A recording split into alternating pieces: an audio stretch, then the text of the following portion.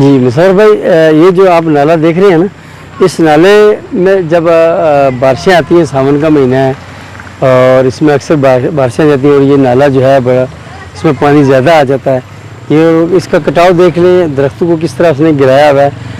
मैं कहता हूँ कि ऐसी जगहों पर जो भी ट्रैफिक या जो भी ड्राइवर गुजरे तो वो चेक कर ले, अगर इसके अंदर 1 फुट भी पानी ऊपर है या इसके ऊपर से चल रहा है तो वो अपनी गाड़ी को रोक ले, वेट कर ले, इंतज़ार कर ले, ताकि जो है ना किसी हादसे से बच जाए।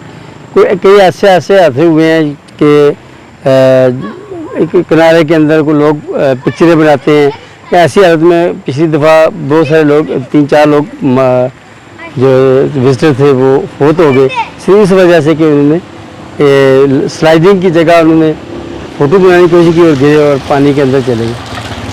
जी ठीक। आपने इशफाक साहब की बातें सुनी हैं और ये बिल्कुल ठीक है। ये एक नाला नॉर्मली अब चल रहा है और रात जब बारिश हुई है तो ये सामने देखें, बल्कि ये देखें, ये भी झाड़ियाँ जो हैं ये पिसी हुई हैं पानी की वजह से। दूसरे किनारे पे हद तक जो दरख्त हैं, छोटे दरख्त, वो भी लमलेट हैं, पानी उनके ऊपर से गुजरा है। इनकी बात बिल्कुल ठीक है। आप जब भी सफ़र करें आप कोशिश करें कि बरसात के मौसम में अगर आपके साथ कोई मुकामी बंदा है तो ठीक है, अगर आपके साथ कोई मुकामी बंदा नहीं है तो फिर इस तरह की कोई भी गलती ना करें और रुक जाएं। बारिश हो तो रुक जाएं, सब्र कर लें। जब आप देख रहे हैं छोटे दरख्त और झाड़ियाँ वगैरह जिनको पानी रौंद के गुजर गया है, तो आएँ जी आपको मज़ीद ज़माने की सैर करवाते हैं। हमारे साथ जुड़े रहें, बहुत शुक्रिया, थैंक यू।